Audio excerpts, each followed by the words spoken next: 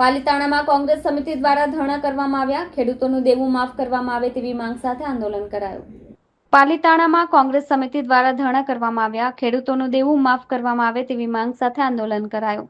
જિલ્લા સહિતના કોંગ્રેસના હોદ્દેદારો, કાર્યકરો ઉપસ્થિત રહ્યા. ભૈરવનાથ ચોક ખાતે ધરણા કરીને બેનરો સાથે સૂત્રોચ્ચાર કરવામાં આવ્યા. ખેડૂતોને વરસાદથી થયેલ નુકસાન બાદ તમામ ખેડૂતોને દેવું માફ કરવામાં આવે તેવી રજૂઆત કરી. કોંગ્રેસ સમિતિ દ્વારા ધરણા સાથે ડેપ્યુટી કલેક્ટરને આવેદનપત્ર પાઠવ્યું. ઓમદેવસિંહ સરવૈયા, પ્રમુખ શહેર કોંગ્રેસ સમિતિ. આજ પાલિતાણા કલેક્ટર ઓફિસે આવેદનપત્ર દેવા આવ્યા છો, તેને શું કહો છો? એટલા માટે ખાસ કરીને છેલ્લા 8-10 દિવસથી સતત વરસાદ વરસી રહ્યો છે, જેના લીધે ખેડૂતોના પાકને ખૂબ મોટું પ્રમાણમાં નુકસાન છે અને સરકાર સર્વેના ખોટા ટેન્ડર કરે છે.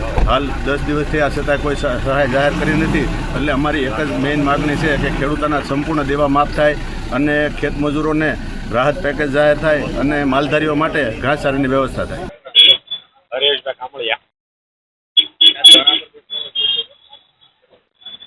સમગ્ર રાજ્યમાં, ગુજરાતમાં અને એમાં ખાસ કરીને ભાવનગર જિલ્લામાં, એમાં ખાસ કરીને પાલિતાણા તાલુકામાં આ કમોસમી વરસાદના કારણે ખેડૂતોને કફોડી પરિસ્થિતિ થઈ છે. બધા પાક સદંતર 100% નિષ્ફળ ગયા છે.